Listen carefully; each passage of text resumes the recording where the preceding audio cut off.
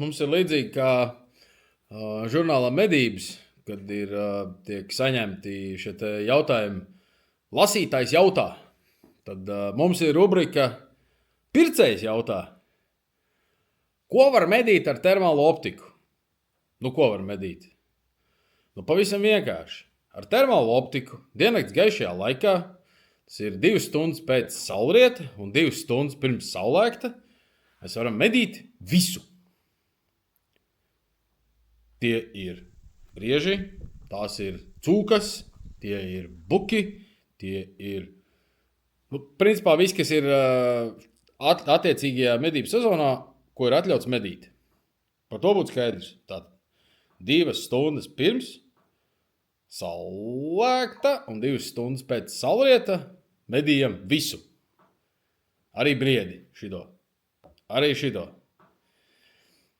2 stundas, tad, kad ir pagājušas un ir sācies diennakts tumšais laiks, mēs varam medīt lapsu, jenotu un cūku. Viss.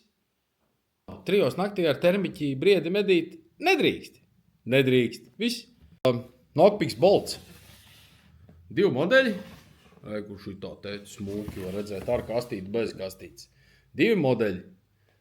Ar 35 mm lēcu un 25 mm lēcu. Kāda ir atšķirība? Bolt P25R.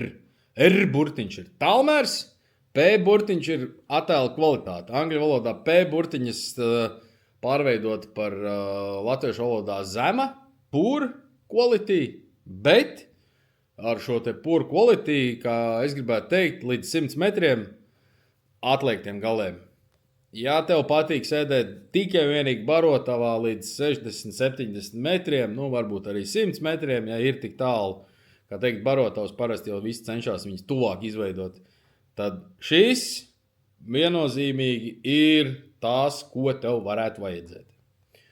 Tātad 256 sensors, 25 mm lēca, iebūvēts tālmērs, balistiskais kalkulators, iekšējais akumulators, ārējais akumulators, foto, video, tālmērs, kurš mēra visu laiku, un tālmērs, kurš mēra tikai vienreizi. Ja grib, lai strādā balistikas, tad tālmēram ir jāstrādā single režīmā, respektīvi, ka viņš tikai vienreiz nomēra, un tad viņš veic aprēķins un parāda šo te trāpījumu vietu.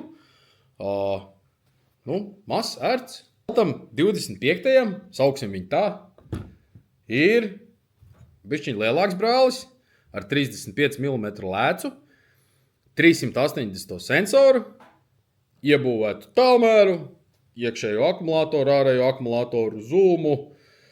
Arī tam bija zooms, bet viņi ir identiski. Vienīgais, kas mainās, ir attēla kvalitāte.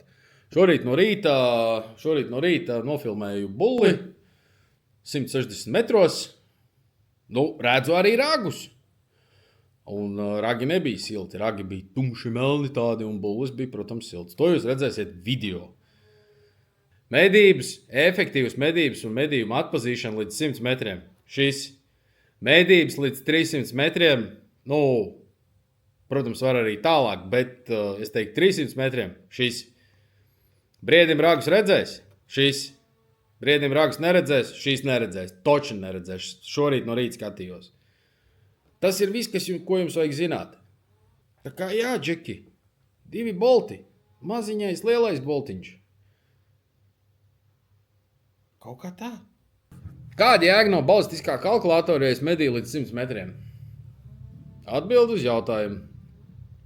Balistiskais kalkulators arī šādiem te maziem agregātiem ir radīts ar domu, ne jau visur pasaulē cilvēki medī 100 metros. Ir tāda pati Lielbritānija, ir daudz dažādas valstis, kur tiek medīti arī dažādi kaitēkļi, kas dzīvo saimniecībās, žurkas, pēles, visādi šitādi te mazie grauzēji, kaut kādi riebekļi un tā tālāk.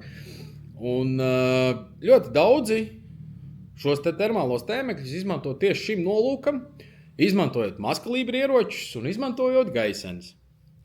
Un šeit ir arī atbild uz jūsu jautājumiem par to, kāpēc tad man līdz 100 metriem vajadzīgs balistiskais kalkulators. Nu, protams, ka tev nevajag līdz 100 metriem balistisko kalkulatoru, bet tiem, kas grib šādas te iekārtas izmantot arī sākotnēji varbūt paredzētajiem mērķim, to, ka tu vari tuvā un tālākā distancē medīt visādas grauzējas, tad šeit būs atbildi. Ar mazkalibra ieroci šaujot 100 metros, tas kritums ir diezgan ievērojams. Es teiktu, pie kaut kādiem, ar sporta munīciju pie, vismaz 30 ar kaut ko, ar kapeikām centimetriem.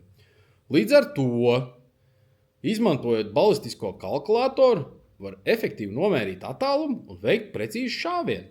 Un tieši tas pats attieksies arī uz gaisenēm. Uzliekam uz gaiseni, izmēram attālumu, protams, vējš viss tas ir jāņem vērā, jo gaiseni pavisam noteikti var aizpūst, bet tā galvenā doma, pamatdoma šīm te iekārtām, kuras, es teiktu, efektīvais izšķiršanas, atšķiršanas un medīšanas attālums ir 100, varbūt 150 metri.